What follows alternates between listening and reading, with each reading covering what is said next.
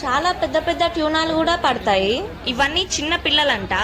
Lorry size అంత ట్యూనాలు కూడా వస్తాయంట. ఇవాళ నేను ఫిషింగ్ హార్బర్ కి వచ్చాను. ఫస్ట్ టైం ఇంత పెద్ద హార్బర్ చూడడం. ట్యూనా ఫిషెస్ ని ఇలా తాళ్లు కట్టి లాగుతున్నారు. 2 నెలల తర్వాత ఈ ఫిషింగ్ హార్బర్ ఓపెన్ చేశారంట. బతికున్న లాబ్స్టర్ ఇదే ఫస్ట్ టైం నేను చూడడం. గోవాలో అయితే దీనికి 3000 దాకా ఉంటది పీస్ ప్రైస్. ఇక్కడ దీన్ని 800కే అమ్ముతున్నారు.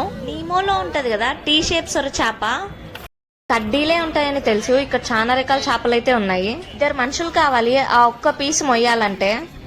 ఈ నెమలికోణం చేప వల్ల ఒకళ్ళు చనిపోయారు. ఇదే ఆ నెమలికోణం చేప. ఈ మార్కెట్ లో చూసిన rare and interesting things first చూపిస్తాను. వీళ్ళు కొన్ని డేస్ పాటు సముద్రంలోకి వెళ్లి ఫిషింగ్ చేసి వస్తారంట.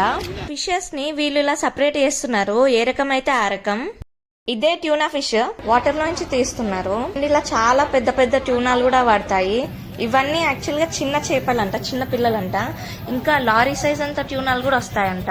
విజయవాడలోనే చూశాను రిక్షాల్ని. మళ్ళీ ఇదే ఇక్కడ చూడడం. చేపల్ని రిక్షాల్లో తీసుకెళ్తున్నారు. ట్యూనాలు అసలు దొరకవంటారు, కానీ ఈ రోజు అంతా ట్యూనాలు ఎక్కువగా కనిపించాయి. ఇక్కడ ఒక ఫ్రెష్ బతుకున్న లాబ్స్టర్ అయితే చూస్తున్నాము.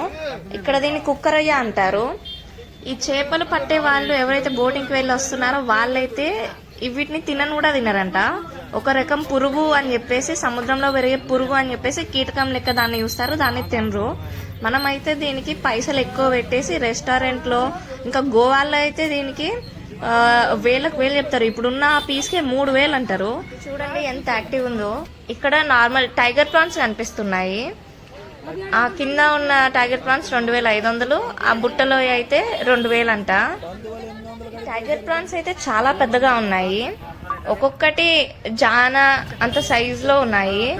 అక్కడ చూస్తే జాన లెక్క కొలిస్తే ఇంకా జాన కంటే పెద్దగా ఉంది. మనం హెడ్ తినం గానీ కొంతమంది హెడ్ ను కూడా తినేస్తారు. స్క్విడ్స్ ని ఇలా బుట్టలలో వేస్తున్నారు. ఇన్ని స్క్విడ్స్ కూడా నేను ఇక్కడ ఎవ్వి చూసినా ప్రతిదీ బల్క్ అమౌంట్ లోనే చూస్తున్నాను. చాలా ఎక్కువ sting rays, squids, tuna fishes అన్ని కూడా. ఇవి అపోలో ఫిష్ అంట.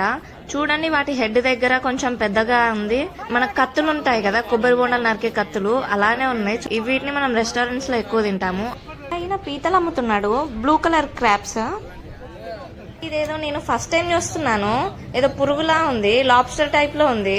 ఇది లాబ్స్టర్ లో ఇంకొక రకం అనుకోవచ్చు. దీన్ని తింటారంట. ఫస్ట్ టైం చూస్తున్నాను. ఇక్కడైతే పెద్ద పెద్ద ఫిష్ పీసెస్ ని చూసాను నేను. ఇది నెమలికోణం అనే చేప ఫిష్ పీసెస్ అంట. మనకి ట్యూనాలు తీసుకుపోయినట్టు దీన్ని తీసుకుపోరంట. ఇదైతే చాలా పెద్దగా ఉంటది. ఒక్కొక్కసారి అయితే లారీలో మోసుకపోయేటంత సైజ్ వస్తాయంట. వీటిని చూడండి, మొయ్యడానికి 2 మనుషులు కావాల్సి వస్తుంది. అంటే అర్థం చేసుకోండి ఆ చేప ఎంత పెద్దదో. చాలా వెయిట్ ఉంటది. ఆ పీసెస్ ని కింద కట్ చేసి కడిగి వీటిని రిక్షాల్లో పెట్టారు.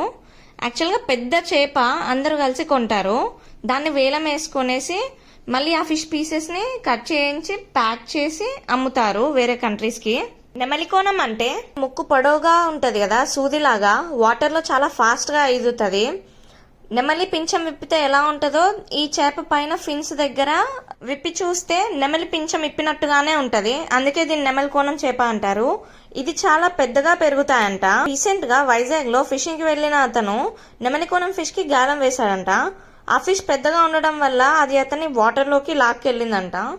నెమలికోణం చేప అంటే ఇదే, కానీ ఇది చాలా చిన్నగా ఉంది. చాలా పెద్ద సైజ్ లో కూడా ఉంటాయంట.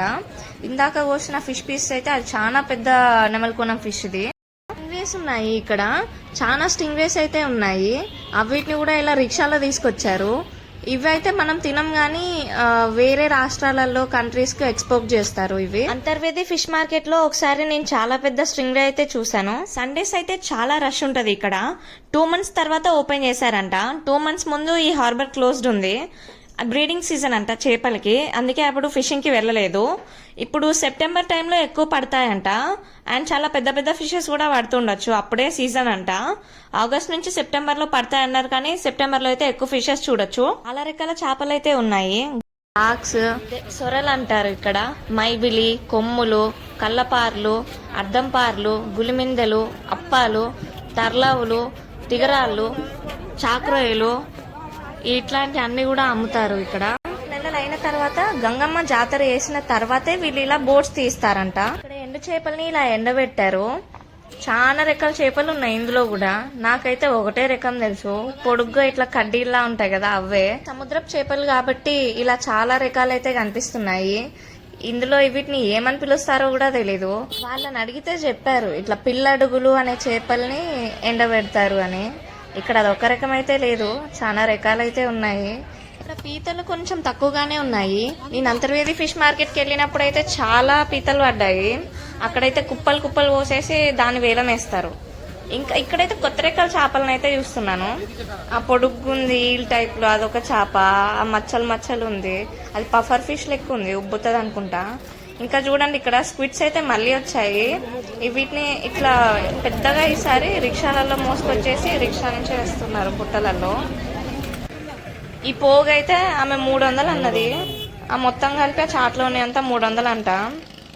లాబ్స్టర్లు ఇవి ఇంకో రకం, కింద ఒక రకం పైన ఒక రకం ఉన్నాయి చూడండి. కింద ఏమో తెల్లగా ఉన్నాయి కొంచెం, పైన ఏమో నల్ల మచ్చలు ఉండేసి ఎర్రగా కూడా ఉన్నాయి. నిమోలో ఒక సొర చేప ఉంటది కదా, టీ షేప్ బ్యాట్ షేప్ లో ఉందిగా, ఇక్కడ ఆ సొర చేపని కూడా చూస్తున్నాం మనం. తక్కువ బడ్జెట్ లో కావాలనుకుంటే ఇక్కడికి వచ్చి చేపల్ని చూసినట్టు ఎక్స్పీరియన్స్ ఉంటది. అవి కొనుక్కొని వెళ్ళి మనకు కావాల్సినంతలో ఫ్రెష్ చేపల్ని కొనుక్కొని వెళ్ళి తిన్న సాటిస్ఫాక్షన్ కూడా ఉంటది. హార్బర్ ముందు ఫుడ్ స్టాల్ అయితే ఉంటది. మార్నింగ్ అక్కడ అన్నమను ఫిష్ పుల్స్ వేసిస్తారు. అక్కడ ఒకసారి ట్రై చేయండి.